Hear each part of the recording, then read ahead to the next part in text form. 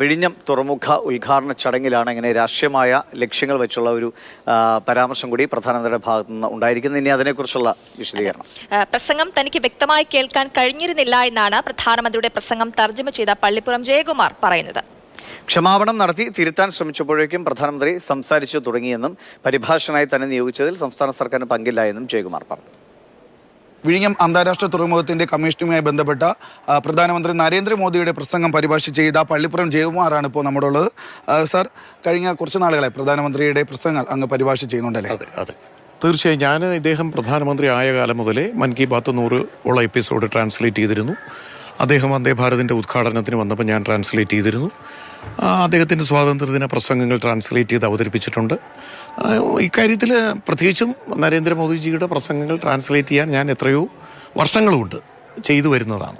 ഈ ഇന്ന് നടന്ന സംഭവത്തിൽ, ഇന്ന് നടന്ന പരിഭാഷയിൽ ഇടയിൽ ചെറുതായിട്ട് അങ്ങേക്ക് കേൾക്കാൻ പറ്റിയില്ല എന്നാണ് അറിയുന്നത്. എന്താണ് അത് പറ്റിയത് അവിടെ? അതാണ് എൻ്റെ യാഥാർത്ഥ്യം. അദ്ദേഹത്തിൻ്റെ ഒരു പ്രസംഗത്തിൻ്റെ സ്ക്രിപ്റ്റ് തന്നിരുന്നു.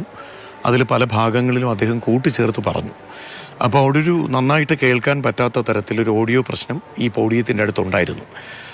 പ്രധാനമന്ത്രി വരുന്നതിന് മുമ്പ് തന്നെ അവിടെ ഇരിക്കുന്ന മറ്റ് മന്ത്രിമാർ മൈക്കുകാരനെ വിളിച്ചിട്ട് ഇങ്ങനൊരു പ്രശ്നം ഉണ്ടെന്ന് പറഞ്ഞിരുന്നു. പക്ഷേ എങ്കിലും എനിക്കത് നന്നായിട്ട് ഫീൽ ചെയ്തു. എങ്കിലും അദ്ദേഹം പല സ്ഥലത്തും അദ്ദേഹം തന്ന സ്ക്രിപ്റ്റിൽ നിന്ന് വ്യത്യസ്തമായിട്ട് പറഞ്ഞു. അതെല്ലാം വളരെ ശ്രദ്ധയോടെ ഞാൻ ട്രാൻസ്ലേറ്റ് ചെയ്ത് അവതരിപ്പിച്ചു. എങ്കിലും ഈ ഒരു സ്ഥലത്ത് അദ്ദേഹം പറഞ്ഞത് എനിക്ക് നന്നായി ഒട്ടും കേൾക്കാൻ കഴിയാത്ത ഒരു പ്രശ്നം, ഒരു ഹൗളിംഗ് ഫീൽ ചെയ്തു. അപ്പോൾ എൻ്റെ കയ്യിലിരിക്കുന്ന സ്ക്രിപ്റ്റാണ് അദ്ദേഹം ഫോളോ ചെയ്യുന്നതെന്ന് വിചാരിച്ച് ഞാൻ എയർലൈൻ എന്ന് പറയുന്ന അവിടെ ഒരു വരി പറഞ്ഞു. അപ്പോൾ എനിക്ക് പെട്ടെന്ന് അദ്ദേഹം ചിരിച്ചു, എന്നെ നോക്കി. അപ്പോൾ അദ്ദേഹത്തിന് അത് മനസ്സിലായി. തിരുത്തി പറയാൻ ശ്രമിക്കുന്നതിനിടെ അദ്ദേഹം ചിരിച്ചിട്ട് അടുത്ത ഭാഗത്തിലേക്ക് കടന്നു. ഇതൊരു പൊളിറ്റിക്കൽ വിഷയമായതുകൊണ്ട് ആ ഭാഗത്തൊരു തെറ്റ് വന്നപ്പോൾ അതവിടെ കേട്ടിരുന്ന ഹിന്ദി അറിയാമെന്നുള്ള ധാരാളം പേരുണ്ടല്ലോ. അപ്പോൾ അതുകൊണ്ട് അതിനകത്തൊരു വിവാദം ഉണ്ടായതാണ്. ഞാൻ ഹിന്ദി അധ്യാപകനാണ്.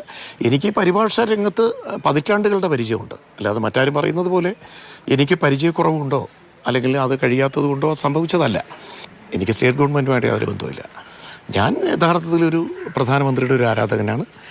അതുകൊണ്ട് തന്നെയാണ് ഇതിലേക്ക് പോയത്. മറ്റൊരു ബെനിഫിറ്റും പ്രതീക്ഷിച്ചല്ല. അദ്ദേഹത്തെ കാണാനും വേദിയിൽ പങ്കിടാനും കഴിഞ്ഞതുകൊണ്ട് പോയി എന്നുള്ളതേ ഉള്ളൂ. ഞാൻ സർവീസിലായിരുന്നപ്പോൾ വ്യക്തമായ പാർട്ടി പ്രവർത്തനം ഇല്ലായിരുന്നു. പക്ഷേ അനുഭാവിയാണ്. ഇപ്പോൾ സർവീസിൽ നിന്ന് പെൻഷനായതിനു ശേഷം ശക്തമായി ഒരനുഭാവിയായി തുടരുന്നു. തൻ്റെ ഈ പരിഭാഷയ്ക്കിടയിൽ ഉണ്ടായ ഒരു പിഴവ്, ആ പിഴവ് ഉണ്ടാകാനുള്ള കാരണം എന്താണ് എന്നുള്ളൊരു കാരണമാണ് ഇപ്പോൾ പള്ളിപ്പുറം ജയകുമാർ വ്യക്തമാക്കിയിരിക്കുന്നത്. അനുപമാർന്നൊപ്പം ജിബിൻ JB, മാതൃഭൂമി ന്യൂസ്, തിരുവനന്തപുരം.